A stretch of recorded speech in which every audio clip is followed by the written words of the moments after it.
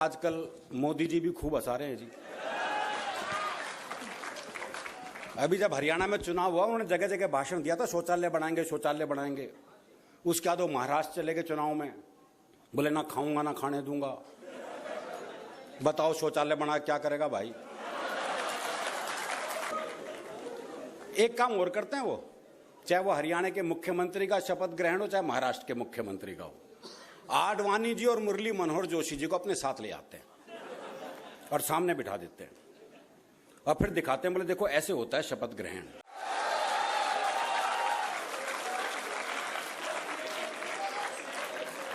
नहीं, उसके बाद भाषण भी देते हैं।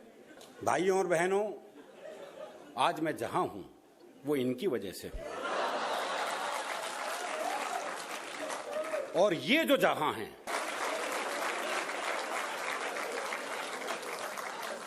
और राहुल गांधी का तो जिक्र ही क्या करो। वो जब पिछले साल छुट्टियां मना के हिंदुस्तान लौटे थे तो आते ही उन्होंने दिल्ली में किसान रैली को संबोधित किया था। आपको पता है वो जो कम मुआवजा मिला था, उस रैली के बाद किसानों ने 100 रुपए सोनिया जी को दिए। तो सोनिया जी बोली मुझे क्यों दे रहे हो? बोले फसल तो आपकी भी नष्ट हुई है। और केजरीवाल तो हरियाणा का ही पीस है। पीस तो है साहब, बहुत ईमानदार आदमी है। भाई का जब ब्याह हुआ था तो साली ने जूते चुराए तो अगले ने पुलिस में रिपोर्ट लिखा दी थी। वो मेरे दोस्त का फोन आया, बोले घर के मंदिर में आसाराम का फोटो लगा रखा था, अब क्या करूं? मैंने कहा उतार के बेडरूम में लगा ले।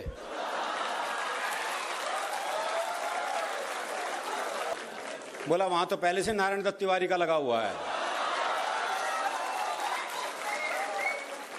वो एक फिर हरियाणा का रामपाल बाबा, पूरी मिलिट्री बुलानी पड़ गई थी ये गिरफ्तार करने के लिए। अगले के पास कितनी फोर्स थी। तो वहीं एक पुलिस वाले ने एक मीडिया वाले को पीट दिया था, आपने टीवी पे वो दृश्य देखा होगा। तो मैंने पुलिस वाले से पूछा, मैंने कहा मीडिया वाले को क्यों मारा? बोला सामने से पेट्रोल बम पड़ रहे थे, गोली चल रही थी, पत्थरबाजी हो रही थी, और वो मेरे हलक में माइक देख के पूछ रहा था कैसा महसूस कर रहे हो। मैंने तो बस ये बताया था मैं कैसा महसूस कर रहा हूं। एक फिर वो मथुरा का राम वृक्ष बाबा, वो मैंने पहला वृक्ष देखा जिसकी जड़ें मथुरा से लखनऊ तक थी।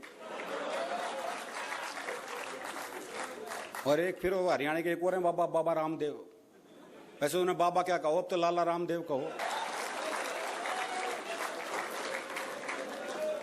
नहीं, वो एमडीएच वाला जो बुड्ढा है वो कॉम्प्लेक्स में आ गया मॉडलिंग में।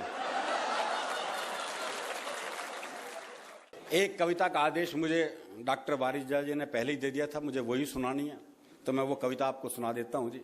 कहते हैं जी हरियाणा का आदमी उल्टे जवाब देता है, जवाब उल्टे नहीं देता, लोग सवाल उल्टे करते हैं। ये जितने पुरुष बैठे हैं महीने में एक बार ये सवाल सुनते ही होंगे, लेकिन ये जवाब हरियाणा का आदमी दे सकता है जी। वो नाई की दुकान पे बाल कटवाने के लिए पहुंचा तो नाई ने एक सामान्य सा सवाल कर दिया। बोले बाल छोटे करने हैं? बोले बढ़ा भी सके है। बस सोचने वाली बात हो, काम तेरे बस की नहीं हो, पूछ क्यों रहा है तू? आज जब मैं घर से चला मैंने पत्नी से कहा, मैंने कहा एक गिलास पानी पिला दे।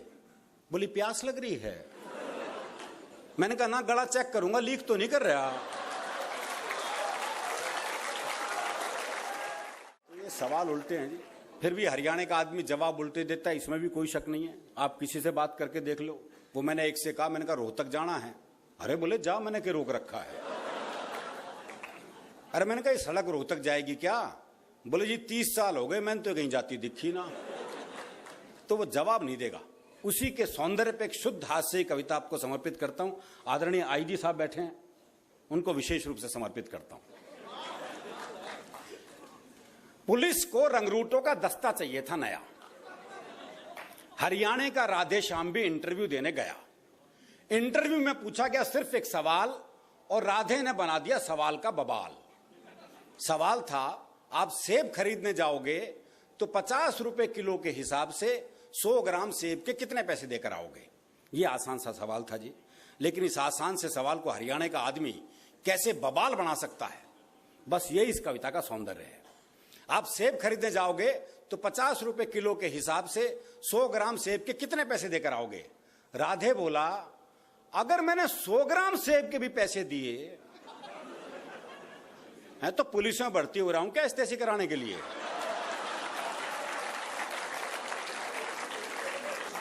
भाई अगर मैंने 100 ग्राम सेब के भी पैसे दिए तो पुलिस में भर्ती हो रहा हूं क्या एसटीसी कराने के लिए? साहब को जवाब में मजा आया, उन्होंने सवाल को आगे बढ़ाया। अच्छा मैं खरीदने जाऊं तो मुझे कितने के मिलेंगे?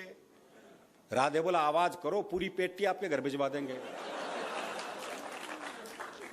अच्छा तुम्हारी पत्नी तो पुलिस में नहीं है ना, वो जाएगी तो 100 ग्राम सेब के कितने पैसे देकर आएगी? राधे बोला साहब मैं अपनी पत्नी को आपसे ज्यादा जानता हूं, उसे खरीदारी का है बहुत चाव, पर उसे 100 ग्राम खरीदने होंगे तो 100 ग्राम का ही पूछेगी भाव, तो 100 ग्राम का ही पूछेगी भाव। अच्छा तुम्हारा भाई जाए, अगला भी उसी सवाल के पीछे पड़ा हुआ है, ये नहीं कि भी वो जवाब नहीं दे रहा तो सवाल बदल दे, पर दिक्कत ये वो भी हरियाणा का। अच्छा तुम्हारा भाई जाए, जी भाई को तो मैंने कई बार बाजार जाते देखा है, पर वो तो कहीं पौवा तो कभी गुटखा लाता है, सेब लाते तो मैंने उसे आज तक नहीं देखा है।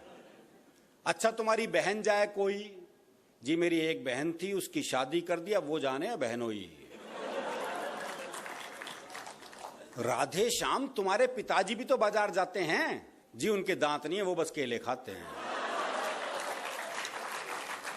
जी उनके दांत नहीं है वो बस केले खाते हैं। आप मुझे एक बात बताओ श्रीमान, तनख्वाह तो दोगे एक आदमी की है और सेब खरीदने पर लगा दिया पूरा खानदान, सेब खरीदने पर लगा दिया पूरा खानदान। अच्छा छोड़ो, कोई आम आदमी जाए तो वो 100 ग्राम सेब के कितने पैसे देकर आए? आम आदमी का नाम सुनते ही राधे श्याम सीरियस हो गया थोड़ा, बोला जी साहब आप लोगों ने आम आदमी को सेब खरीदने लायक ही कहां छोड़ा? अजी साहब आप लोगों ने आम आदमी को सेब खरीदने लायक ही कहां छोड़ा? आम तो सेब का ठेला लगाता है, खरीदने तो खास ही जाता है। आम तो सेब का ठेला लगाता है, खरीदने तो खास ही जाता है। अच्छा कोई खास आदमी जाए तो, अगला भी पीछे पड़ा हुआ है जी। अच्छा कोई खास आदमी जाए तो पहली बात तो है कि अगर वो खास है तो खुद क्यों जाएगा? भाई अपना नौकर भेजेगा, और आपके कहने से चला भी जाएगा तो क्या सिर्फ 100 ग्राम खरीद के लाएगा? चलो आपकी अंतिम इच्छा पूरी करने के लिए 100 ग्राम खरीद भी लाए तो इसका हिसाब आप मुझसे क्यों लेते हैं? हिसाब बताएंगे उसके सीए जिन्हें वो तनख्वाह देते हैं। चलो इस सवाल को यहीं छोड़ते हैं, इंटरव्यू का रुख अब दूसरी तरफ मोड़ते हैं। देखो साहब ये तो है सरासर फरेब, दूसरा सवाल बाद में आएगा, पहले आएंगे 100 ग्राम सेब, पहले आएंगे 100 ग्राम सेब। तुम्हारा कोई दोस्त है राधे श्याम? हाँ जी है, सीताराम। वो सेब खाता है? हाँ कोई खिलाए तो खा जाता है। साहब आपने भी इस सवाल को खूब खींचा है, लगता आपका कोई सेब का बगीचा है। खैर कुछ भी हो पर अब अपना जवाब ले लो, जवाब पे आ गया जी। कुछ भी हो पर अपना जवाब ले लो। सीताराम फल वाले को 5 रुपए देगा और कहेगा इतने के सेब दे दो, पर इतने के कितने? अब ये सेब वाले की मर्जी, वो दे दे जितने। राधे श्याम तुमने तो जरा सी बात का बना दिया बवाल। राधे बोला साहब मुझे तो शुरू से ही पसंद नहीं है सवाल, मुझे तो शुरू से ही पसंद नहीं है सवाल। मेरे विचार में आज संसार में जितनी भी गड़बड़ है असल में सेब ही उसकी जड़ है। दर्शन पे आ गए, चिंतन पे आ गया, पर जवाब देके नहीं दिया। मेरे विचार में आज संसार में जितनी भी गड़बड़ है असल में सेब ही उसकी जड़ है। अगर उस दिन आदम और हव्वा वो एक सेब नहीं खाते तो ना मैं आता ना आप यहां आते, तो ना मैं आता ना आप यहां आते, ना 100 ग्राम होता ना 500 ग्राम, ना आप साहब होते ना मैं राधे श्याम। देखो दुनिया में 5 ही सेब प्रसिद्ध हुए हैं बस। पहला जो एडम और ईव ने खाया जिसका परिणाम हम देख ही रहे हैं, दूसरा वो जो न्यूटन के ऊपर गिरा, बच्चे सोचते उधर वो नारियल के पेड़ के नीचे क्यों नहीं बैठा था। तीसरा एप्पल वो स्टीव जॉब्स वाला एप्पल लोकप्रिय हुआ।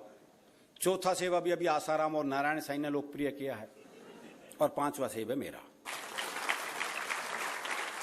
कहते हैं जी एक सेब खाओ तो आदमी डॉक्टर से दूर रहता है, आदमी में ऊर्जा रहती है, आदमी में ऊर्जा रहती है तो आदमी पैसा कमाता है, पैसा कमाता है तो शादी होती है, शादी होती है तो बच्चे होते हैं, बच्चे होते तो टेंशन होती है, टेंशन होती बीमारी होती है, लोअर खा लो सेब। इंटरव्यू का यह हुआ परिणाम कि आजकल राधे श्याम सब्जी मंडी में डंडा फटकारते हैं, खुद तो भरपेट खाते हैं और साहब के लिए 100 ग्राम भिजवाते हैं और साहब के लिए 100 ग्राम भिजवाते हैं।